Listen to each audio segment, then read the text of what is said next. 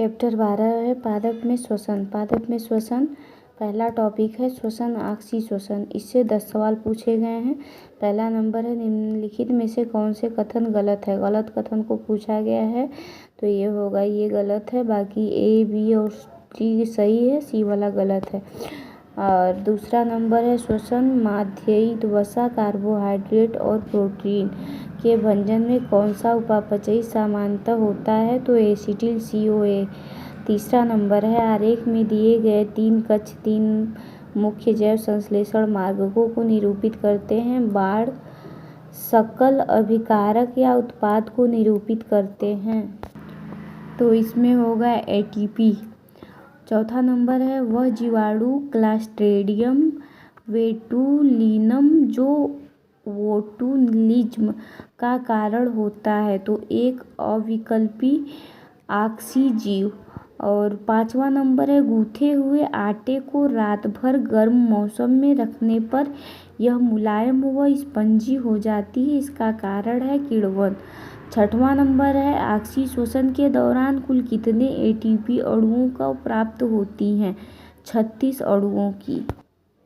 सातवां नंबर है जीवाणु में श्वसन स्थल होता है तो इसका होगा मीसोसोम। आठवां नंबर है निम्न में से किसके ऑक्सीकरण से ऊर्जा की अधिकतम मात्रा ATP मुक्त होती है, वसा के। नौवां नंबर है वह श्वसनीय पदार्थ जो अधिकतम संख्या में ATP अणुओं को बनाता है, ग्लूकोज। 10वां नंबर वायु की अनुपस्थिति में जीवन होगा, अपचायक। दूसरा टॉपिक से 18 सवाल पूछा गया है, ग्लाइकोलिसिस और किण्वन। 11वां नंबर है ग्लूकोज का ग्लूकोज 6 फास्फेट में परिवर्तन जो ग्लाइकोलिसिस की पहली अनुत्क्रमणीय अभिक्रिया किसके द्वारा उत्प्रेरित होती है, हेक्सोकाइनेज। 12 नंबर है निम्नलिखित में से किस प्रक्रिया में CO2 मुक्त नहीं होती हैं तो लैक्टेट किण्वन। 13 नंबर है उस ऊर्जा मोचक प्रक्रिया को क्या कहते हैं जिसमें किसी क्रियाधार का बिना किसी बाहरी इलेक्ट्रॉन ग्राही के द्वारा ऑक्सीजन ऑक्सीकरण हो जाता है तो ग्लाइको अपघटन।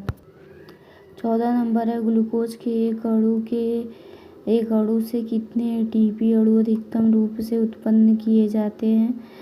यदि ग्लूकोज के 1 मोल का CO2 और H2O में पूर्ण ऑक्सीकरण 686 कैलोरी उत्पन्न करता है तथा उपयोगी रासायनिक ऊर्जा 1 मोल ATP के रूप में ऊर्जा फास्फेट बंध में 12 kcal कैलोरी हो तो 1 होगा। 15 नंबर है ग्लाइकोलाइसिस में ऑक्सीकरण के दौरान इलेक्ट्रॉन विस्थापित किए जाते हैं Na++ द्वारा। 16 नंबर अल्कोहल किण्वन में ट्राइओज फास्फेट इलेक्ट्रॉन दाता होता है जबकि एसिटल्डिहाइड इलेक्ट्रॉन ग्राही होता है। 17 नंबर है ग्लूकोज के एक अणु के ऑक्सीकरण के दौरान कितने ATP अणु उत्पन्न होते हैं तो 38। 18 नंबर है प्रति ग्लूकोज अणु अधिकतम कार्यकारी ऊर्जा मुक्त होती है अंकुरित बीजों द्वारा ऑक्सीश्वसन से। 19 नंबर है हेक्सोकाइनेज एंजाइम जो ग्लाइकोलिसिस में ग्लूकोज को ग्लूकोज 6 फास्फेट में बदलता है, ग्लूकोज 6 द्वारा संदमित कर दिया जाता है। यह उदाहरण है संभरण एलोस्टेरिक संदमन का। 20 नंबर है किण्वन में अनाक्सीय उत्पाद होता है, अल्कोहल, लैक्टिक अम्ल या समान यौगिक का। 21 नंबर ईस्ट का किण्वन उत्पाद होता है, C2H5OH + CO2। 22 नंबर है जंतु कोशिका में ग्लूकोज विखंडन की प्रथम अवस्था होती है, ग्लाइकोलाइसिस।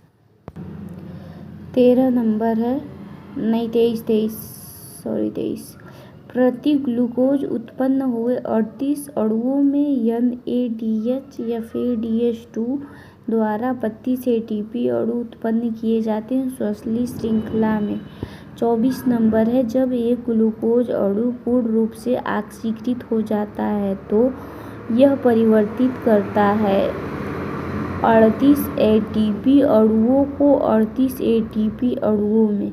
25 नंबर है ग्लाइकोलाइसिस का अंतिम उत्पाद होता है पायरुविक अम्ल। 26 नंबर ईएमपी उत्पन्न कर सकता है कुल 8 एटीपी। 27 नंबर है अनेक मध्यवर्ती पदों युक्त ग्लूकोज का पायरुविक अम्ल में अपूर्ण ऑक्सीकरण कहलाता है ग्लाइकोलाइसिस। 28 नंबर है NADP प्लस का NADPH में अपचयन होता है HMP। तीसरा टॉपिक है क्रेब्स चक्र इलेक्ट्रॉन परिवहन तंत्र ETS रसोपरासरण।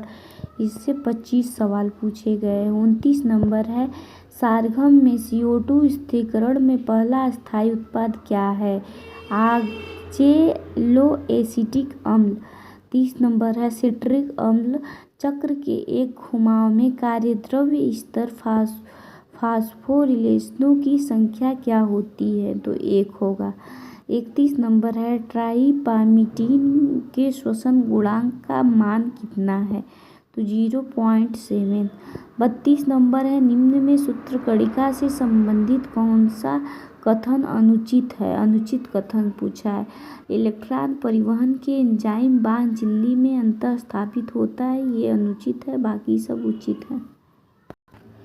33 नंबर है इनमें से कौन सा कथन गलत है तो ऑक्सीकरण फास्फोरिलीकरण सूत्रकणिका की बाह्य झिल्ली में घटित होता है। 34 नंबर है क्रेब्स चक्र के विषय में कौन सा कथन गलत है। यह चक्र एसिटिल समूह एसिटिक COA के पायरुविक अम्ल के साथ संघनन से आरंभ होता है और सिट्रिक अम्ल उत्पन्न करता है। 35 नंबर है निम्नलिखित में से कौन सा एक कोशिकांग ATP बनाने के लिए कार्बोहाइड्रेट से ऊर्जा निकालने के लिए उत्तरदायी होता है तो सूत्रकणिका होगा। 36 नंबर है कोशिकीय श्वसन में NAD प्लस की भूमिका क्या है। यह एक इलेक्ट्रॉन वाहक के रूप में कार्य करता है। 37 नंबर है सक्सिनिक डिहाइड्रोजिनेज का एक प्रतिस्पर्धी संदामक क्या होगा मैलोनेट। 38 नंबर है TCA चक्र के सभी एंजाइम बस एक को छोड़कर माइटोकॉन्ड्रियल मैट्रिक्स में होते हैं और वह एक सुकेंद्रियों में भीतरी माइटोकॉन्ड्रियल झिल्ली में तथा प्राकेंद्रकी में साइटोसाल में पाया जाता है। यह अकेला एंजाइम कौन सा है तो सक्सिनेट डिहाइड्रोजिनेज। 39 नंबर है ग्लाइको अपघटन क्रेब्स चक्र तथा इलेक्ट्रॉन परिवहन तंत्र का कुल मिलाकर अंतिम लक्ष्य किसका निर्माण करना होता है छोटी छोटी चरणबद्ध इकाइयों में ATP का।